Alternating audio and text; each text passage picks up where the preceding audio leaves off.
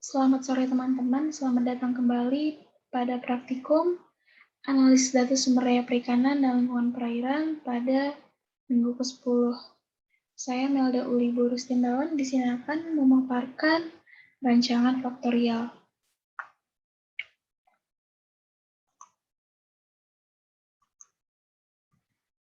Nah, sebelumnya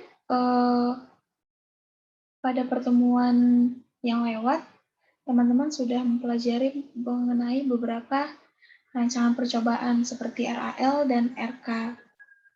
Nah, sudah seperti yang kita ketahui, pada RAL itu ada perlakuan dan ulangan, pada RK ada perlakuan dan kelompok. Nah, pada RF ini ada perlakuan, kelompok, dan ulangan. Jadi, RF ini merupakan gabungan dari RAL dan RK.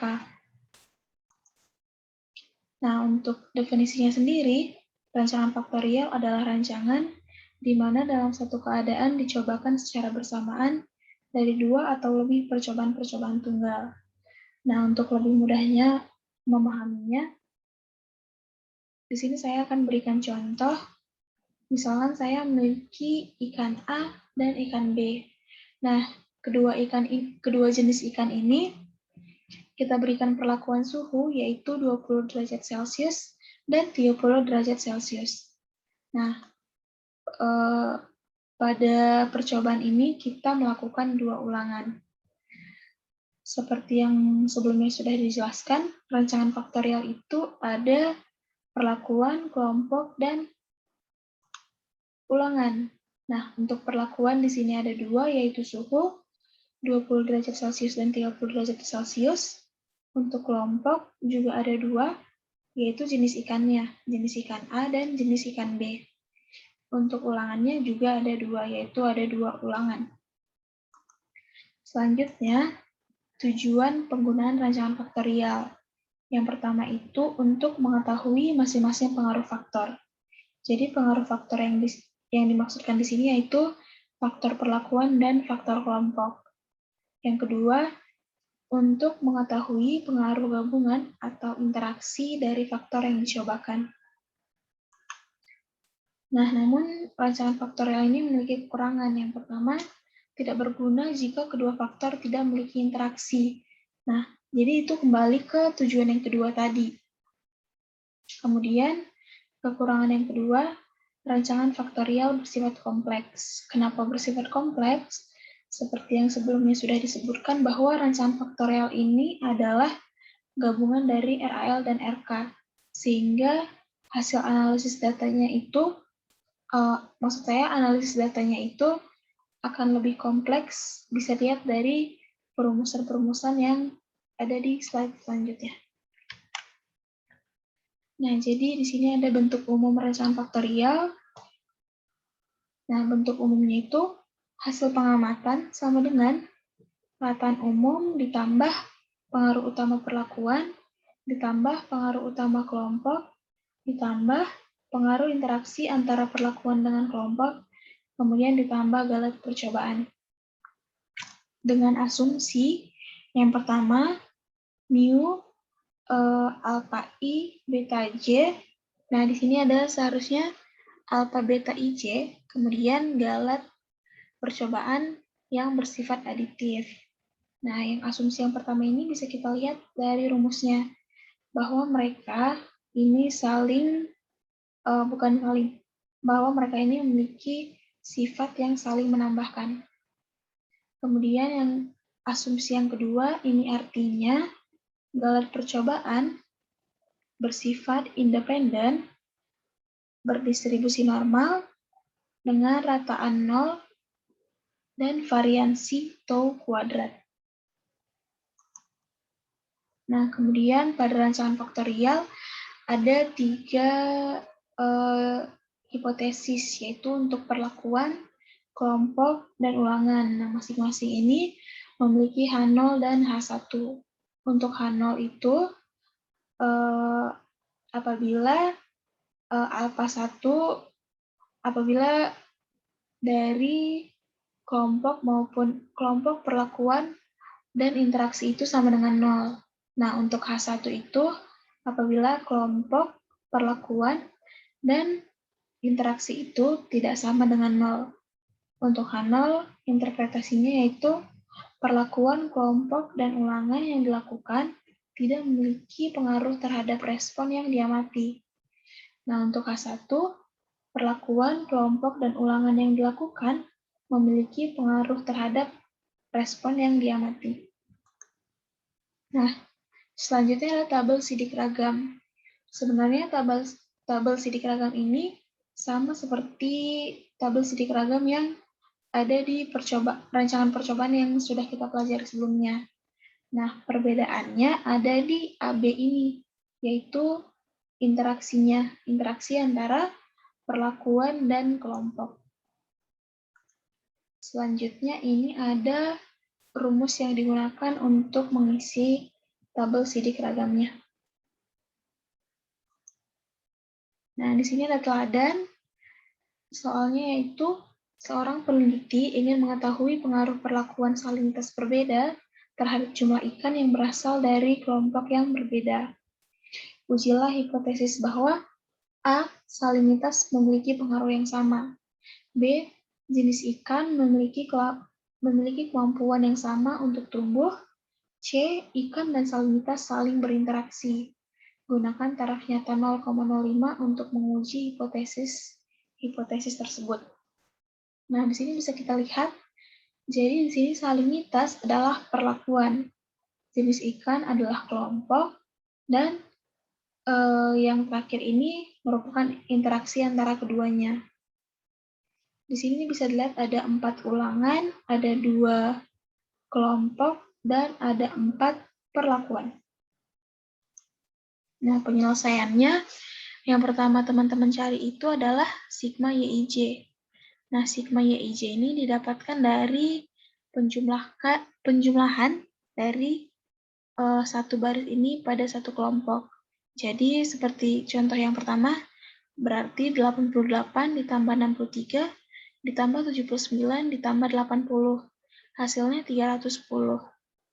Kemudian, yang selanjutnya teman-teman hitung sendiri ya.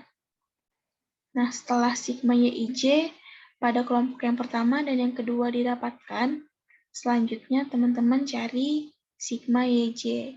Sigma YJ ini kita dapatkan dari penjumlahan keseluruhan data pada satu kelompok ini. Nah, jadi satu kelompok ini dijumlahkan, hasilnya 1210. Kemudian teman-teman jangan lupa menghitung sigma YJ yang untuk kelompok yang kedua. Nah, setelah itu kemudian kita menghitung sigma YI. Sigma YI ini didapatkan dari penjumlahan dari dua kelompok ini. Sehingga dari dua kelompok ini hasilnya adalah 609. Teman-teman hitung sendiri lagi untuk perlakuan yang kedua, ketiga, dan keempat. Kemudian setelah selesai menghitung yang di tabel ini, kita menentukan ini dulu, I, J, dan K. Nah, I itu adalah perlakuan. Perlakuannya itu ada 4 salinitas, yaitu 15, 20, 25, dan 30. Kemudian J ada kelompok. Di sini ada 2 kelompok, yaitu ada 2 jenis ikan. Kemudian K itu ulangan, bisa dilihat di sini ada 4 ulangan pada masing-masing kelompok. Nah, setelah itu kita menghitung sigma YIJK. Jadi sigma YIJK ini adalah jumlah dari keseluruhan data ini semua, yang ini. Nah, hasilnya didapatkan sebagai berikut. Kemudian sigma YIJK kuadrat ini didapatkan dari data ini, masing-masing kita kuadratkan terlebih dahulu. Bisa lihat ini 88 kuadrat ditambah 51 kuadrat, kemudian begitu seterusnya hingga data yang terakhir ini, kemudian dijumlahkan sehingga mendapatkan hasil sebagai berikut. Selanjutnya kita menghitung sigma YIJ kuadrat. Sigma YIJ kuadrat didapatkan dari ini yang tadi kita sudah hitung. Sigma YIJ ini kita kuadratkan dulu. Sudah dikuadratkan semua. Kemudian kita jumlahkan, sehingga dapat hasilnya sebagai berikut. Kemudian ada sigma Y kuadrat, di sini sigma Y kuadrat sama juga, kita kuadratkan kita kuadratkan terlebih dahulu, kemudian dijumlahkan. Kemudian yang terakhir ada sigma YJ kuadrat, yaitu ini yang tadi sudah dicari, yang 1210. Kita kuadratkan terlebih dahulu, kemudian ditambahkan pada sigma YJ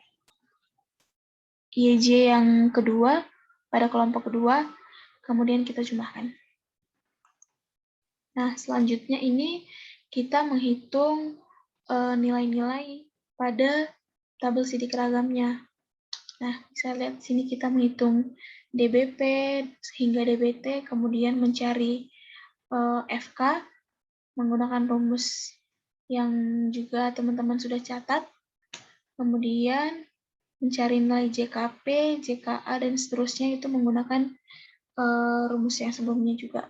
Sehingga kita dapatkan nilai sebagai berikut ya teman-teman. Teman-teman bisa hitung sendiri untuk memastikan nilainya. Nah, ini jika seluruh nilai pada tabel sidik ragam sudah didapatkan, kita masukkan ke dalam tabel, kemudian untuk menentukan kesimpulannya, kita lihat dari F-hit dan F-tab. Untuk F-hit, jadi di sini teman-teman kesimpulannya ada 3, seperti yang diminta pada soal juga ada 3 kan, yaitu perlakuan, kelompok, dan interaksi. Nah, untuk perlakuan, bisa dilihat di sini F-hit-nya itu lebih kecil daripada F-tab, sehingga kesimpulannya adalah gagal tolak H0.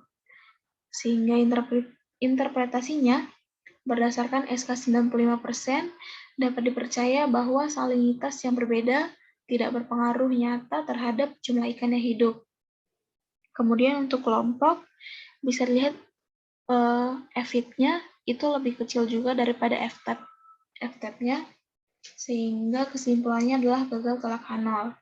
Interpretasinya, berdasarkan SK 95% dapat dipercaya bahwa jenis ikan yang berbeda tidak berpengaruh nyata terhadap jumlah ikan yang hidup.